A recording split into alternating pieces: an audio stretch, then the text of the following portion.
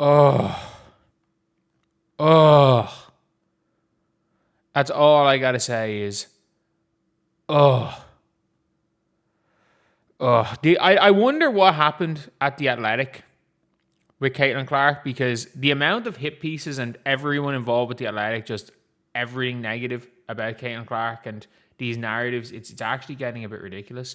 And I'm going to talk about the Emmanuel Acho thing later, because like there's no point in like everyone's talked about the Emmanuel Acho situation, so I'm going to talk about that one a little bit later.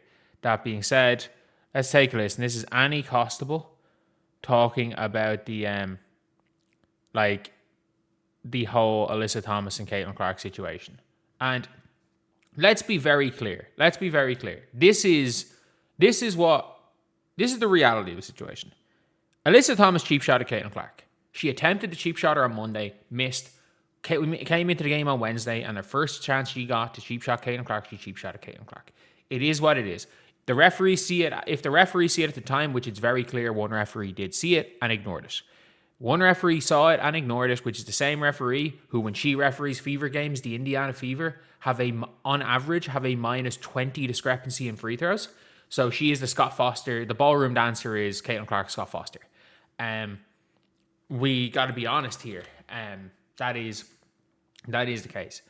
And then the referees fuck it up. The league retroactively gives a suspension, and then somehow it gets turned into Alyssa Thomas being the victim, and then now Caitlin Clark is a racist again. I don't know. Caitlin Clark has not said anything. Caitlin Clark is just hanging out with Gabby Williams and Kate Martin. She doesn't really care or see what's going on, but apparently, she's now a racist again. But let's take a listen to Annie Costable talking about this situation. And again, I don't dislike Annie. Like, it's one of these things where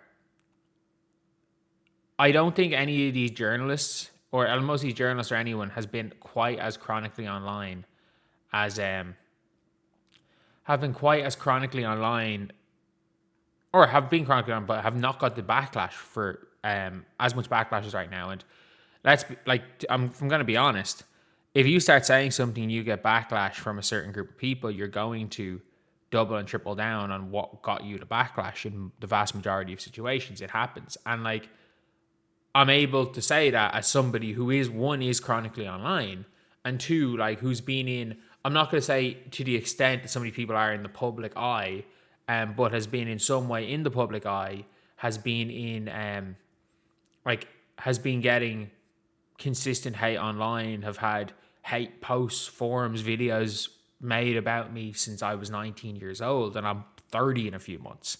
So it's kind of, so I probably do have more experience of that. And also, if I'm being very clear, like, you see a lot of these situations in the media are, for lack of a better word, like head loss, where you not spiral, but like you over focus on a certain topic or the way it's been reacted to, and you hyperfixate on it, and the people you don't agree with are going more and more and more at you. And I'm not gonna say it's fully out of anger, but like, it can absolutely sway judgment.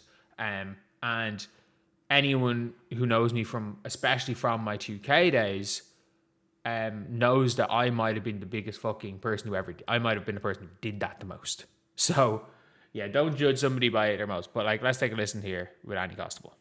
The WNBA is a collection of women, of queer women, of Black women. And these are the individuals who are most attacked in the world. It's easiest to express this vitriol to these groups of people. I don't disagree with that statement, but that's not what this is about, and it's never been what it's about. Like, let's be very clear. In this picture right here, well, the Bonabon is there, but I have no idea. I have absolutely zero idea of Lexi Hell's, if she's straight or not, and I don't care. Kalia Copper is both of those things mentioned. No one called out Kalia Copper other than that dumb quote, basically trying to make AT a victim, because Kalia Copper didn't cheap shot Caitlin Clark. Like, JC Sheldon, I have absolutely zero. People have zero idea of what, like, not people probably know. I have zero idea of what JC Sheldon's sexual orientation is, that doesn't stop the criticism. Like, just because of Alyssa Thomas, it doesn't, like, you get judged by your actions in most scenarios. And yes, I mean this when I say this. The entire fucking bullshit online, yeah, there is a lot. Like, there are completely bad actors that are trying to use the Alyssa Thomas situation to go to spew homophobic or racial abuse. That is, like, the problem is that when people then try to flip that on the opposite end to make AT a victim, then those dumbasses just keep going. And when they try to, we see in the media now, where Caitlin Clark is now the aggressor. Caitlin Clark is being seen as the aggressor in this scenario. Based on what you hear in the media, Caitlin Clark's the aggressor, Alyssa Thomas the victim. And then suddenly you have now basically made it seem like I hate saying this, the fucking awful people on that side are the ones with common sense, because the people on the other extreme are now pretending again that this person on the bottom is the aggressor for the person on the top. That is the way the public narrative has been. So you have got those fucking dumbasses are now being seen by the neutrals who have no idea what's going on as being the ones in the right, because you've gone so far into the extreme that you've gone into dumbass shit. We don't see this level of vitriol expressed towards men, and quite frankly, like, in the same way, never. That is not correct by any means. All you have to do, I shit you not, is watch the World Cup. All you have to do is watch the World Cup. Again, none of this is right. But, like, making this a gender versus non-gender thing. If you look up into the World Cup and look at some of the shit that's been posted in, like, Spanish and Portuguese with the translate tweets, or the Japanese versus the Brazilians right now. I mean this, if Japan and Brazil are playing in, like, probably 10 minutes after this video comes out. Japan versus Brazil. If you want to say, oh, you never see this in man, just look up the awful shit that's being written online, the Japan versus Brazil game. Like, that's just factually incorrect. And again, I'm going to say, oh, these players don't get any hate. Man, look up what happened with David Beckham in 1998. David Beckham had outside his house people, like, basically having mannequins of him with their, like, dead, like, they would obviously stage, like, a death of a mannequin of him and leave it in his garden. Like, I'm sorry, these people are, like, I'm not saying that Annie's wrong with this. I'm not saying Alyssa Thomas didn't get the fair share of abuse, but, like, to make this whole thing being like, oh, this is like a new thing in sports. No, it's not. The WNBA, these players don't even get a quarter of the hate LeBron got. Or it's just not as common. And I've talked to people who cover other leagues. It is more common. The problem is that Annie Costabile, again, is in The Athletic, and just like everything in the media, they choose not to write about the sport and only about the drama. The difference is that in every other sport, there's all that bullshit, but I'm being very honest, like, no journalist is going to write about what's happening on Twitter between the fucking Brazilian and the Japanese fans, even though it's 100 times worse than anything that's being written about Caitlin Clark or Alyssa Thomas. Because why? There's a last 32 of a World Cup game, a big game going on in 20 minutes. And that's what those journalists get to write about. The problem is that for WNBA journalists, no one gives a shit about the sport. No offense. No one does. No one gives a shit. We're seeing half-empty arenas, and the drama is the only thing people talk about on social media. So therefore, we've got the league, we've got the journalists only talking about social media drama because they don't give a shit. There's a quadruple overtime game yesterday. No one gave a shit. Chicago Sky looked good. Courtney Vandersloot has gotten so much slander and suddenly has come back and looked like the fucking best playmaking point guard in the league since she's came back. Not one word about that. The problem is, the reason why this takes the whole narrative is that the people in the WNBA media don't give a shit about the actual sport. And the ones that do, obviously, aren't getting clicks. And then you're working for a big network and your job is to get clicks, so you want to talk about the drama. Like, there are a collection that don't give a shit. There's a collection that don't give a shit at all about the sport and only clicks, and they're going to get their clicks. There is a section that do give a shit about the sport, but their job is to get clicks and they're going to talk just about the drama and not at all about the sport. And then there's a section that only care about the sport and no one's watching that, unfortunately, because the whole prevailing narrative is just about the drama. That's the truth of it. That's the truth of it. This is a fucking reality TV show first, league second. Who are in other leagues, and they themselves are talking about these issues not being ones that they need to grapple with. And so I think that discourse takes away from the greatness of the game, because this game can't just be a game. These moments can't just be tense moments between competitors, because it always blows up into what we're seeing now, which is. And I agree with what Annie's saying. I actually fully agree with what Annie's saying. That this situation shouldn't. But I've got to be very clear.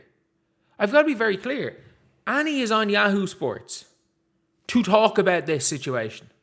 Rachel Demeda's on like 4 shows to talk about the cheap shot. Like, I'm being very clear.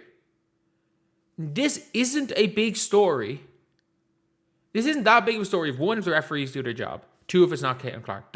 3, if more people cared about the sport. And that's the unfortunate truth about it. That is the unfortunate truth about it. Is that not that many, in the grand scheme of things, the public sentiment towards the public narrative towards the WNBA is twofold. A lot of it on one, dumbasses on one side are going to attack everybody other than Caitlin Clark and fucking Sophie Cunningham at this stage. And dumbasses on the other side are going to, and don't treat Caitlin Clark as a human and are going to attack her. Like, let's be very clear. On both sides, if you are using Caitlin Clark as a pawn to push a narrative, again, I think Robin said something, I'm paraphrasing Robin, he's like, you're not a fan, you're an asshole. And the problem is that there are extremists on both sides that completely control the narrative around this league. The narrative of the league is controlled by assholes. And then you've got the media responding to a narrative controlled by assholes on both sides. And nothing productive comes from that. Is, again, really ugly discourse and players at the center of it. Like, when you think about Alyssa Thomas, right? This was a foul that should have been addressed. The league addressed it. And, the world keeps moving. But now Alyssa Thomas is on the receiving end of racist comments. I agree with that. But also, what about Monday? What about Monday when Alyssa Thomas elbows Maisha Hines-Allen and Maisha Hines-Allen screams in her face, and allegedly Maisha Hines-Allen was on the end of racist comments from Alyssa Thomas? Allegedly, again, not the truth. I don't know for a fact. That is alleged. That she was on the receiving end of racist comments by Alyssa Thomas. Maisha Hines-Allen gets abused online. It doesn't matter. Why? Because the Fever players are fair game. That's all I want. Like, at the end of the day, right is right and wrong is wrong. It is completely wrong that Alyssa Thomas is on the end of that. But unfortunately, that is the reality of what? It is a shit reality of being in the spotlight. It is a shit reality, because you better believe Annie Constable coming out with this is going to get some form of racist abuse. Or say, not racist abuse, like misogynistic abuse because of this. Sexist abuse. Like, it is the unfortunate thing when you come out with a heavy statement. That is what's going to happen. Is it right? Is it wrong? No. Heck, I had some big WNBA Twitter, TikTok guy basically just go on a rant about me. I wish someone needs to go. Somebody should rock Mick Wright in his Irish shit. Just constantly just saying Irish. And I'm like, well, yeah, duh. I don't give a shit. Like, you're gonna go inciting violence and xenophobia. The shit happens. This shit happens, and it is shit. It's not good. It's not good. It's not right.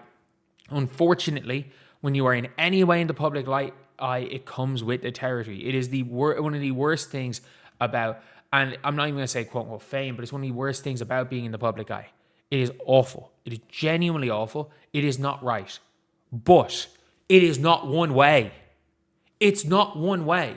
It's not, Alyssa Thomas is a victim. Man, we have literally got WNBA players laughing about somebody threatening Caitlin Clark. A WNBA player threatening Caitlin Clark. We have got members of WNBA media media involved around WNBA saying they wish Alyssa Thomas punched harder. And while an NBA doctor said if Alyssa Thomas punched harder, she could have paralyzed Caitlin. And you've got people being like, I wish she did. People employed by big networks saying, I wish she did. Like, that is the stage it's gone. That is the stage it's gone, is that there are fucking dumbasses on every side, but the dumbasses on one side are being made out to seem like the people, let's just say there's 10% dumbasses on either side. Let's be very clear, 10% dumbasses. It's the WNBA. Let's go to 20% dumbasses. And there's 60% in the middle that are completely fine. Whatever it is, there's 60% that are fine. The problem is that the 20% dumbasses on one side, according to the media, represent the 60% in the fucking middle, which is the majority that are grand. But the 20% dumbass on the other side, who are doing the exact same shit as the 20% dumbass on the other side towards Caitlin, instead of apparently on behalf of Caitlin, they're just trying to be fucking racist and use an excuse for it. And the opposite side are trying to be racist towards people of Caitlin's gender or race and using that as an excuse for it. But they apparently don't exist. Like, I'm sorry, the whole narrative is just this weird narrative. It's just this weird thing where it's like, if you're not an extremist Caitlin Clark hater, you're wrong. Like, not even you're wrong, you're a shit person. And I'm like, it's the worst thing ever. It is the worst thing ever. And I know from talking to people in the industry, if you think Caitlin Clark is the worst thing in the world, you're probably going to get a job. If you think Caitlin Clark is a good basketball player, you are considered problematic. I shit you not. In WNBA circles, if you think Caitlin Clark is a good basketball player, if you don't think Caitlin Clark needs to pull a fucking Maya Moore and retire from the league to become an activist, which isn't going to do what Maya Moore did. Like, obviously she did a lot of great things, but Caitlin Clark retiring from the league to just repeat exactly what she said 45 times before isn't going to do shit except kill the WNBA. But the reality is that they can be more emboldened to say this now because they've already got their money.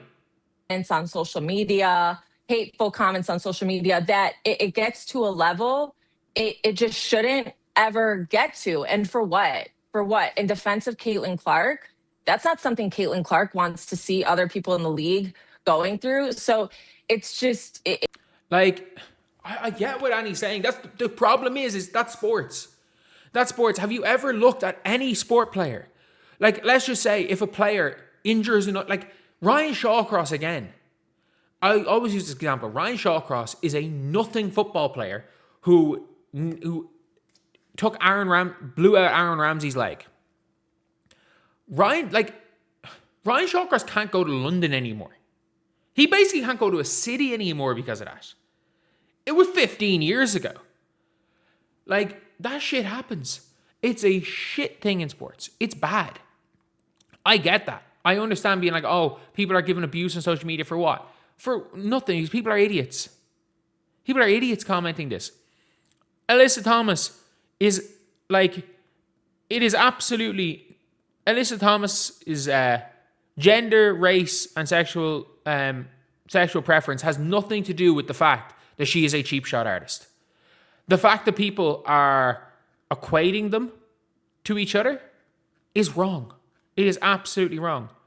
But we also can't now make Caitlin, basically pretend that Caitlin Clark is the aggressor in a scenario, but also pretend that Alyssa Thomas is absolved from all blame and all punishment and all criticism because people on social media start going at her.